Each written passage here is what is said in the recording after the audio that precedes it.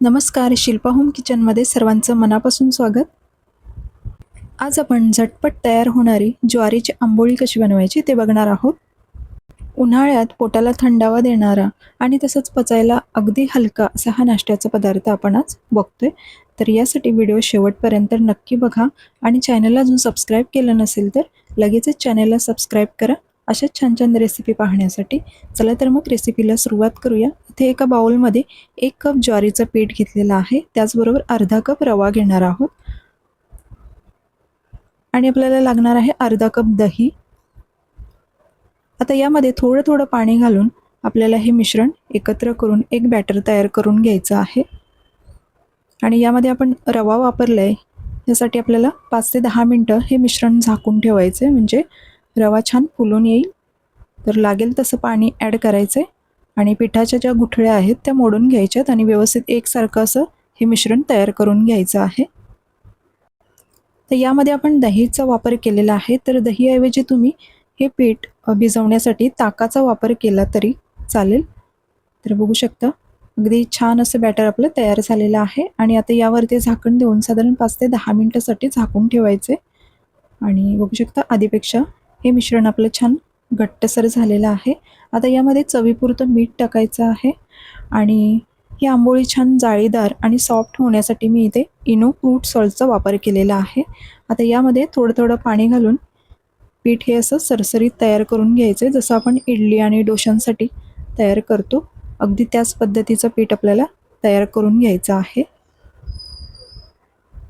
बघू शकता आपलं हे मिश्रण तयार झालेलं आहे आणि आता आपण आंबोळी तयार करायला घेऊया. तर गॅसवरती मी तवा तापवून घेतलेला आहे, यावरती थोडंसं पाणी शिंपडून घ्यायचं आणि कपड्याने परत पुसून घ्यायचं आणि गॅस अगदी कमी ठेवायचं आहे. आणि आता आपण साधारण 1 ते 2 पळी इतकं बॅटर घेतलेलं आहे आणि हे हलकं असं पसरून घ्यायचं आहे. खूप जास्त पातळ किंवा खूप जास्त जाडसुद्धा ठेवायचं नाही. तर व्हिडिओमध्ये दाखवल्याप्रमाणे ही आंबोळी अशी तयार करून घ्यायची.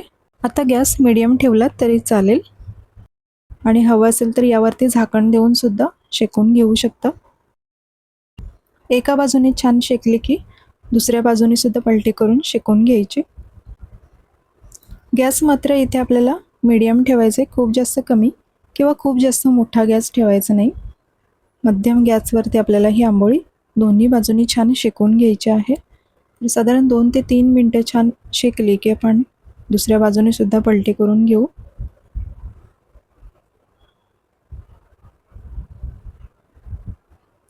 तर आता मी ही पलटी करून घेतलेली आहे आणि बघू शकता दुसऱ्या बाजूने छान असा कलरसुद्धा आलेला आहे. तर आणखी 2 मिनटं शेकून झाली की मग आपण हे काढून घेऊया. अगदी झटपट तयार होणारा हा पदार्थ आहे आणि कोणतीही पूर्वतयारी करावी लागत नाही. तर सकाळच्या गडबडीत हा नाश्त्याचा पदार्थ तुम्ही नक्की ट्राय करून बघा आणि चवीला सुद्धा खूप छान लागतात. किंवा तुम्ही मुलांच्या टिफिनमध्ये सुद्धा देऊ शकता. यासोबत तुम्ही नारळाची चटणी किंवा टोमॅटोची चटणी खाऊ शकता, त्यासोबत खूप सुंदर लागतात. तर आता ही एक आंबोळी आपली तयार झालेली आहे आणि मी प्लेटमध्ये काढून घेतली. तर सारख्याच पद्धतीने दुसरीसुद्धा आंबोळी आपण तयार करून घेऊया.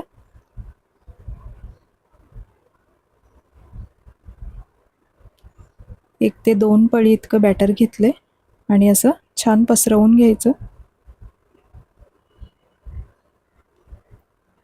तर याआधी मी नाचणीची इन्स्टंट आंबोळी तयार कशी करायची त्याचा व्हिडिओसुद्धा अपलोड केलेला आहे, तर तो सुद्धा तुम्ही बघू शकता.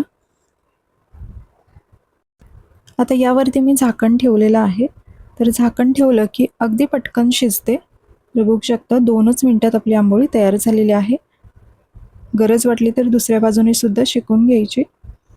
तर आता मी ही पलटी करून घेते. छान अशी जाळी आलेली आहे आणि कलरसुद्धा खूप सुंदर आलेला आहे.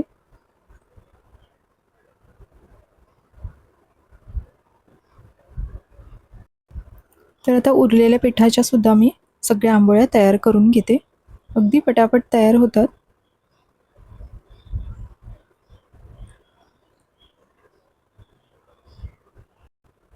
तर आजची ही झटपट होणारी ज्वारीची आंबोळीची रेसिपी तुम्हाला कशी वाटली हे कमेंट्स करून नक्की सांगा. व्हिडिओ आवडली तर व्हिडिओला एक लाईक नक्की करा.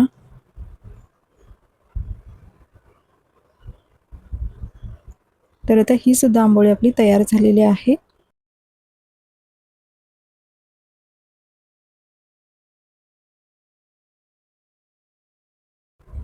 आणि तयार झालेली आहे आपली ज्वारीची इन्स्टंट आंबोळी. तर तुम्ही सुद्धा नक्की ट्राय करून बघा, तुम्हाला नक्की आवडेल. यासोबत मी टोमॅटोची चटणी सर्व केलेली आहे. यासोबत खूप सुंदर लागते आंबोळी. आणि बघू शकता अगदी मऊ आणि जाळीदार अशी ही आंबोळी तयार झालेली आहे. व्हिडिओ शेवटपर्यंत पाहिल्याबद्दल खूप खूप धन्यवाद. पुन्हा भेटू अशाच एका नवीन रेसिपीसोबत. थँक्यू.